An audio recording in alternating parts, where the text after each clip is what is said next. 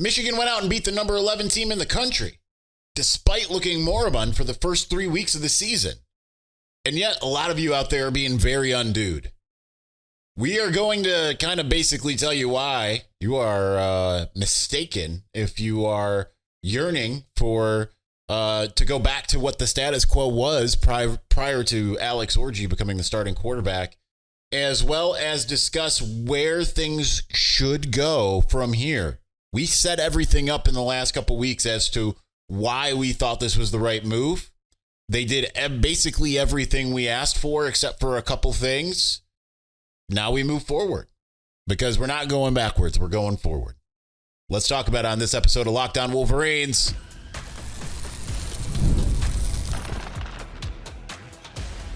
You are Locked On Wolverines, your daily podcast on the Michigan Wolverines, part of the Locked On Podcast Network, your team every day.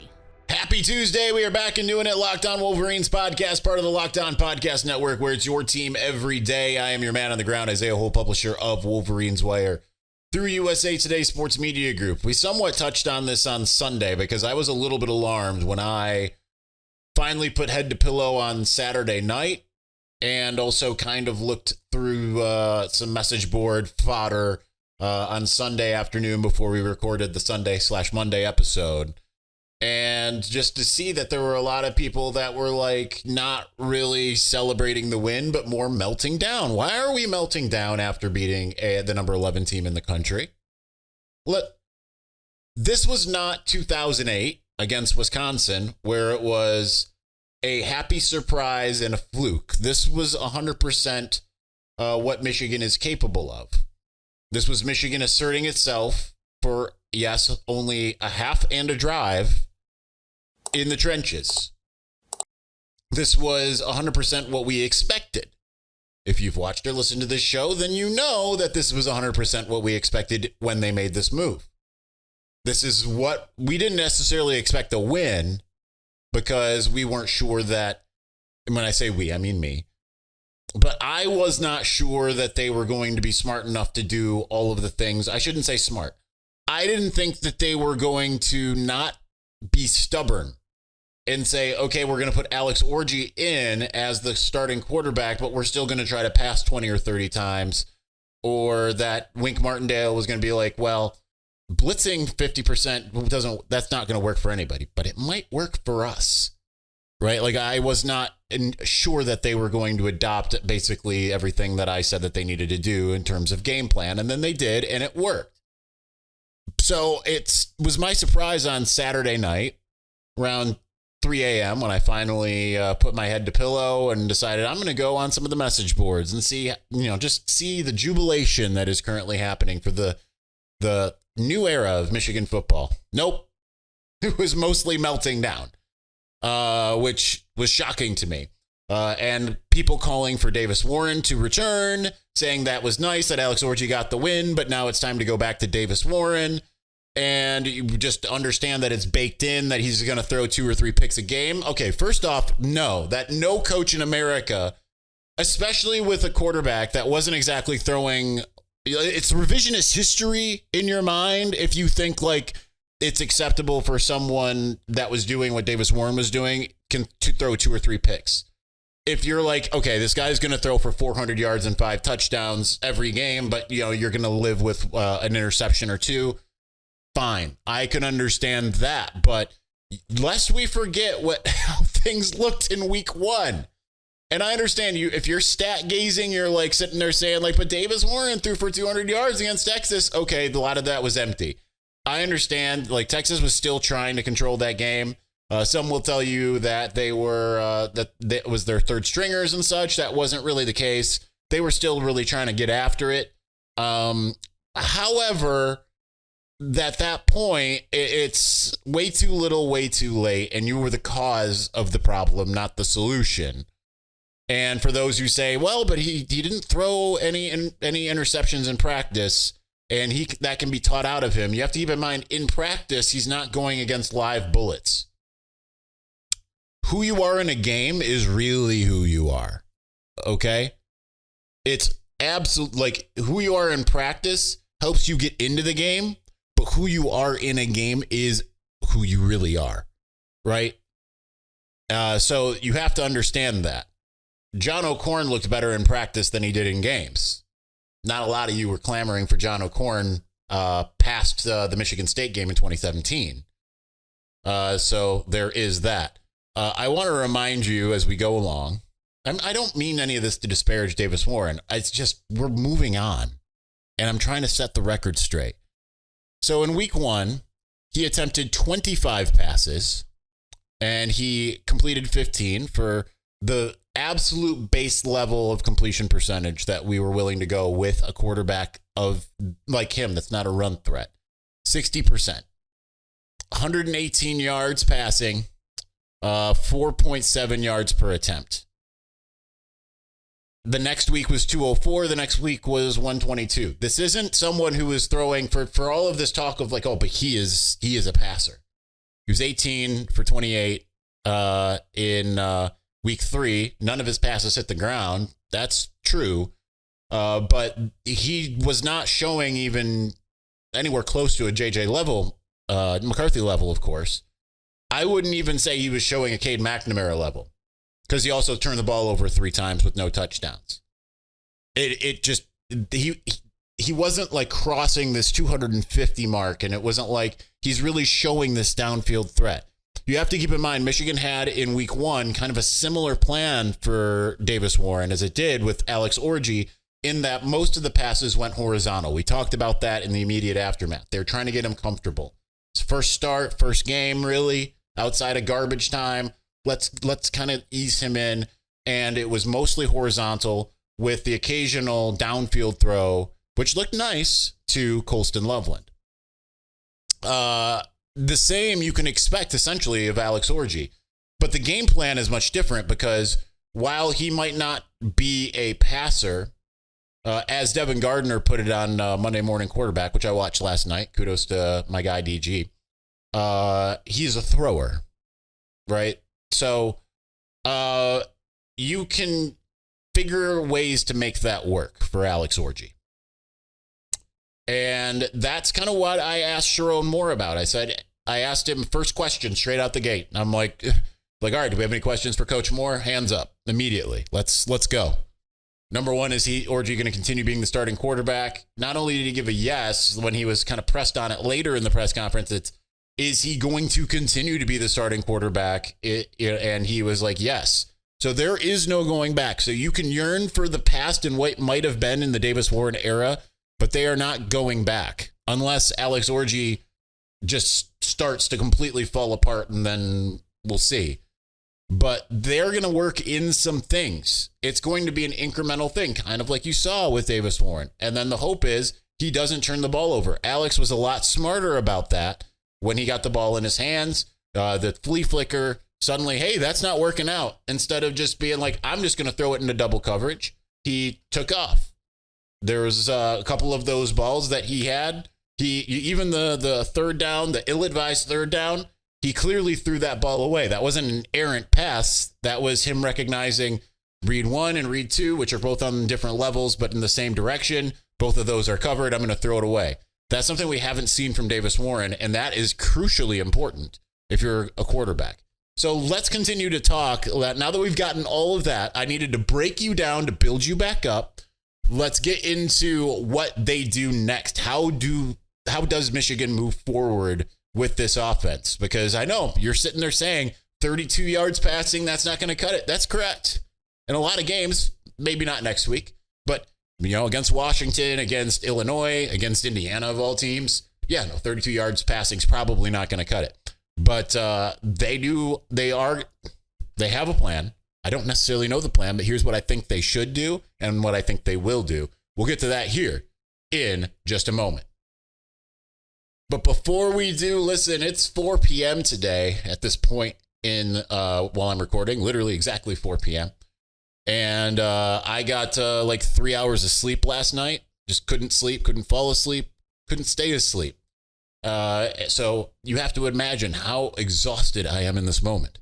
Well, the one way that I got myself perked up is by using a 5-hour energy.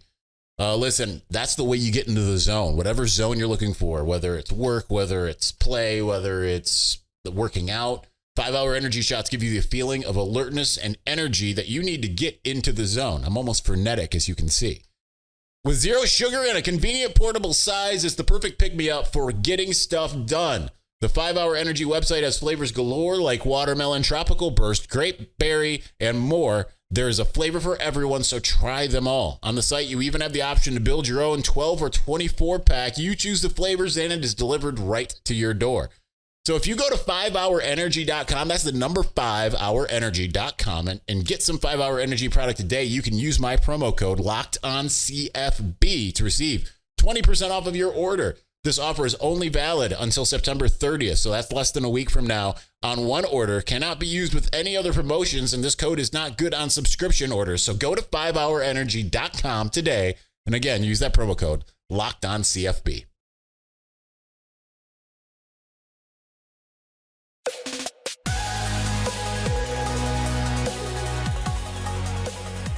All right, so let's talk about what Michigan needs to do with this guy holding the card here from Valiant. They don't, thanks to Emden, the cards aren't a thing this year.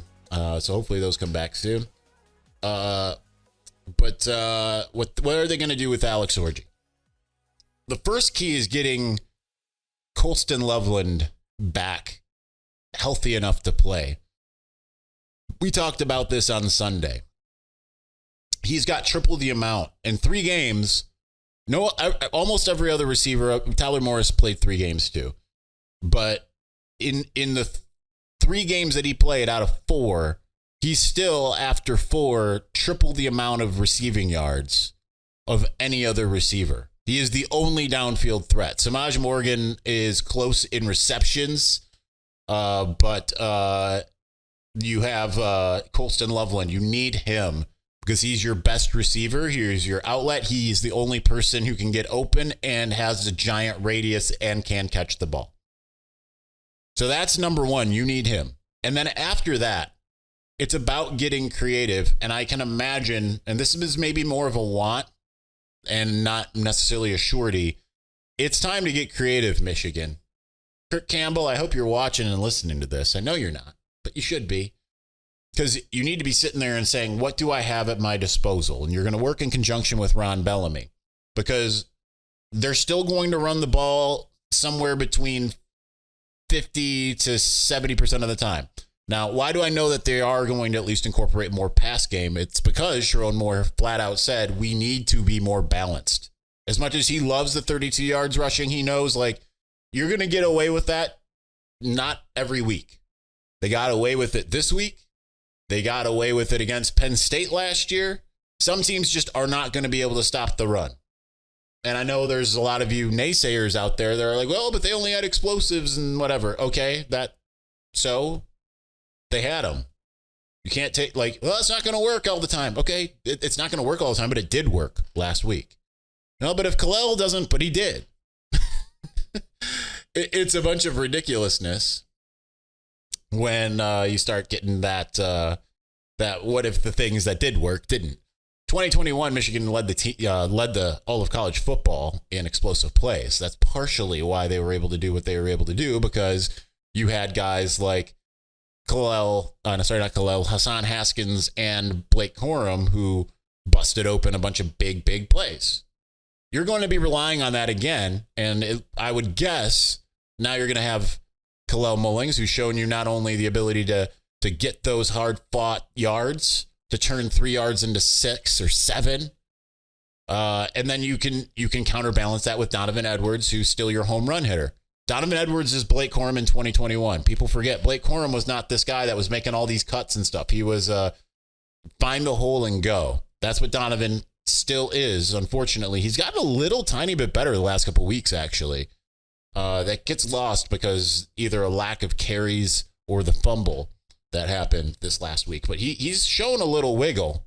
It just hasn't been as emphatic as what we've seen from Khalil. But if I'm Kirk Campbell, what I do is I take Donovan Edwards and say, I need him on the field as often as possible. He's one of the 11 best players on offense that we have, without a doubt. You'd rather have him than one of the unproven receivers that you already have. So you find a way to get him on the field at the same time as Khalil. And that doesn't necessarily mean lined up in the backfield with him. You can put him in the slot. You can do all these other things. We've seen he has a penchant for being able to catch the ball.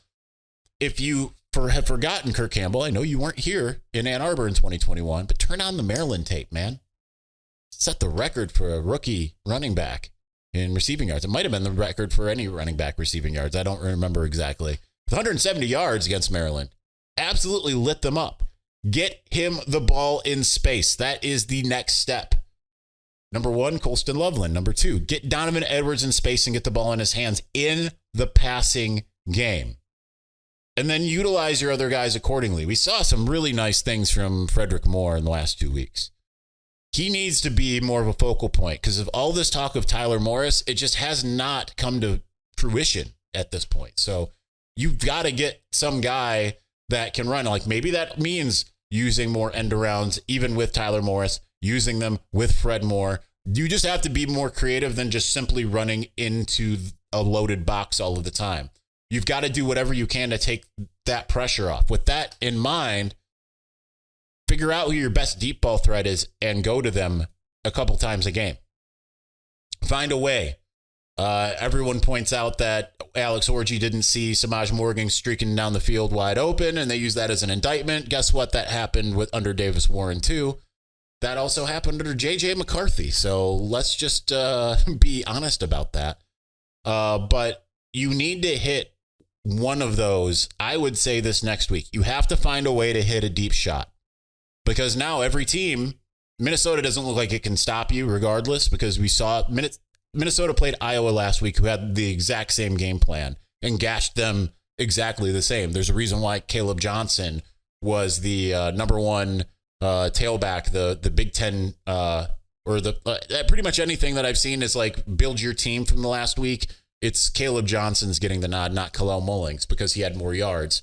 But what I would say is even against a team that you can just do this with and say, we might not pass it once and we could probably still win this game against Minnesota, you need to start having those deep shots work for you. Because the moment that people started backing off a bit in the last 2 years, because in week one, it was in 2022, it was Colorado State. Michigan did a pretty good job in that game in general. But Hawaii started that game very quickly, loading up the box, and then J.J. McCarthy went up top to Roman Wilson, and then they backed off. You need to show that you've got a cannon of an arm that needs to be respected, not just because you have a cannon of an arm, which we've seen Alex Orji does have against Arkansas State. He threw way downfield. He just overthrew. So you need to connect on one of those. You need to find a way to make that happen and make that work. Now, herein lies the issue.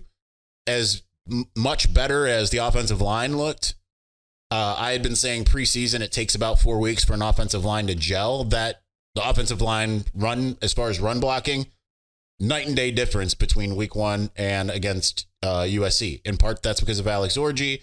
In part, that's because Khalil Mullings has really come on. But also in part, it's because they're starting to gel. That Evan Link played amazing even. As much as I decry him after doing my rewatch, did pretty amazing in run blocking, even though he was still like this, and we want him like this. For those listening, I'm doing my Silicon Valley hand signals. But still, he had the block that sprung Khalil on the 63-yarder. There were several others where it was pretty clear he was manhandling guys. As good as it is there, it is not good in pass blocking at all. So you've got to figure out how to make that happen and make that work. Maybe it comes on another flea flicker. I don't know what it is, but you have to prove that you can go downfield, whether it is to Colston Loveland, preferably to someone else. Preferably you start establishing a bond, and Isaiah Bond, if you will, not talking about me, with Samaj Morgan or Frederick Moore, who both have a lot of physical similarities and stature and speed and all of those things to Isaiah Bond. So figure out a way to make that work. Figure out how to make quick game work and figure out how to block better on the perimeter in the passing game. That's part of your answer too. We are going to continue in this line of thought here in just a moment. But before we do, hey, NFL fans, you can start this season with a big return on FanDuel, America's #1 sportsbook. So when you get a hunch in the middle of the game, you can check out the latest stats, live play-by-play, and so much more, all on the same page where you place your bets. You'll get started with $200 in bonus bets guaranteed when you place your first $5 bet. So that's FanDuel.com, America's #1 sportsbook.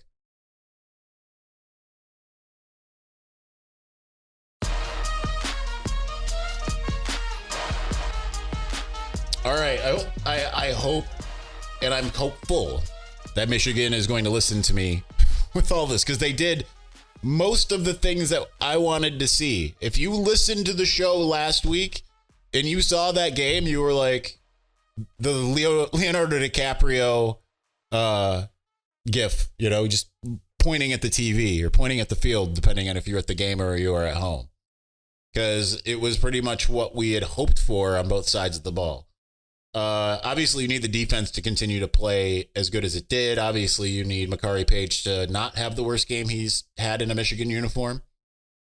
Upon rewatch, it was bad.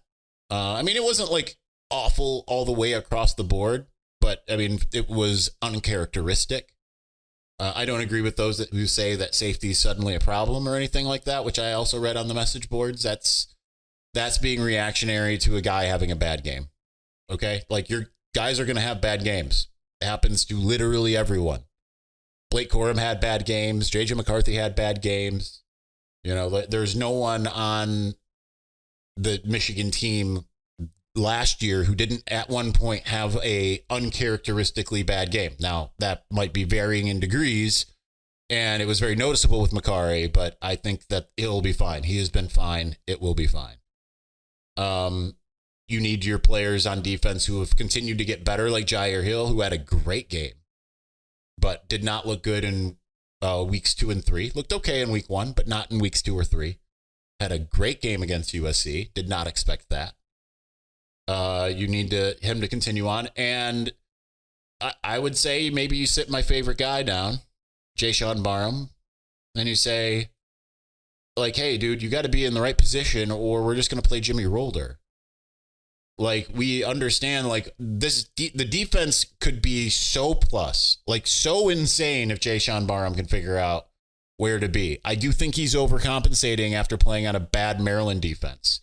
And as much as they are probably trying to slow him down, so he's in the right place, makes the right read, doesn't overrun the play, all of these different things, doesn't end up being lost out there. I think that he's probably just still in survival mode from the last 2 years.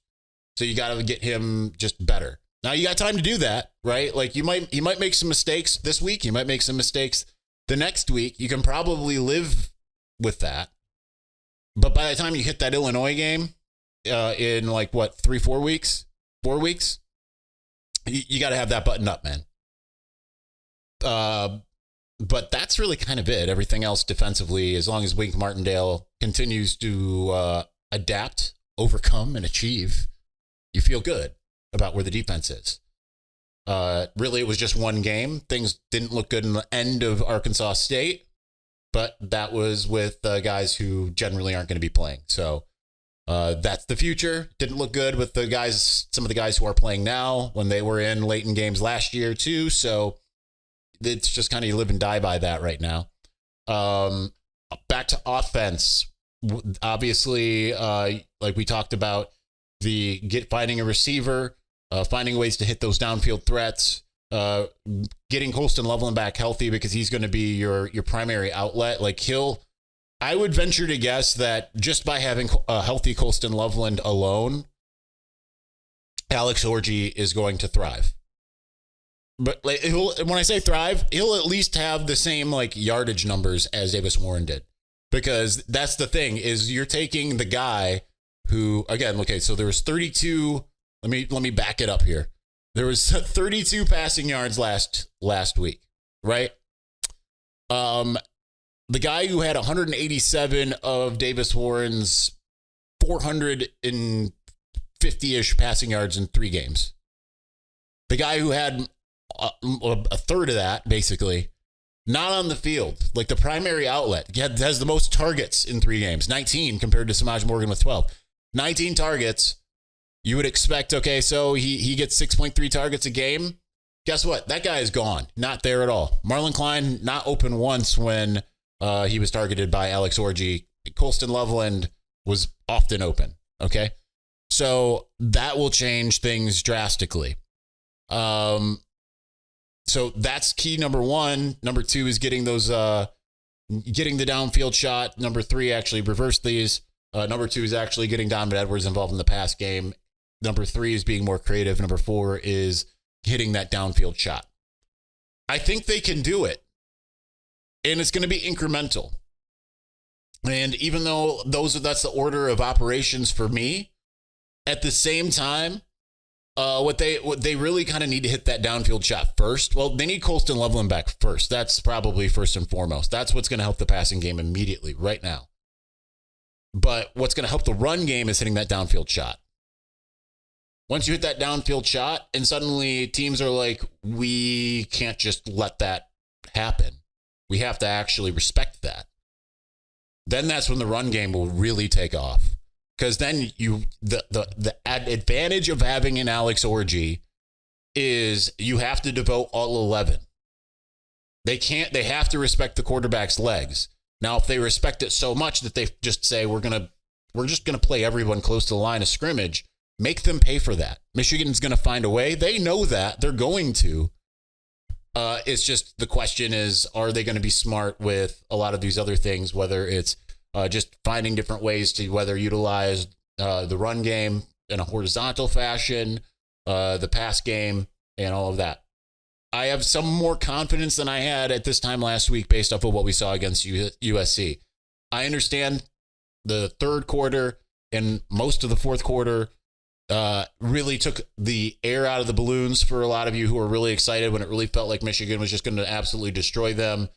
Certainly, if there aren't the 2 fumbles that happen, things go a lot differently potentially, and maybe you don't feel quite as bad. I feel like a lot of you are just looking at the stats and saying that's unacceptable. You're listening to the rival narratives and saying that's, we don't want to be made fun of this way. That's unacceptable. I don't know. What I saw on Saturday was huge reasons for hope. And a lot of you are sitting there saying, yeah, well, that's not going to beat Ohio State. Congratulations. You are correct, probably. But a lot of you said the same thing after Washington in 2021, and they beat Ohio State doing almost identical to what they did to Washington. Yes, there was more downfield passing. There was the deep shot. The one to Roman Wilson, the one to Cornelius Johnson. Yeah, but guess what? Cade McNamara looked way more capable at running that stuff in week 12 than he did in week 2. Alex Orji is going to look a lot better in week 14 than he does in week 4 just by virtue of getting more experience. You get better at football by playing football, so give him that opportunity. This is his first real opportunity at real college football.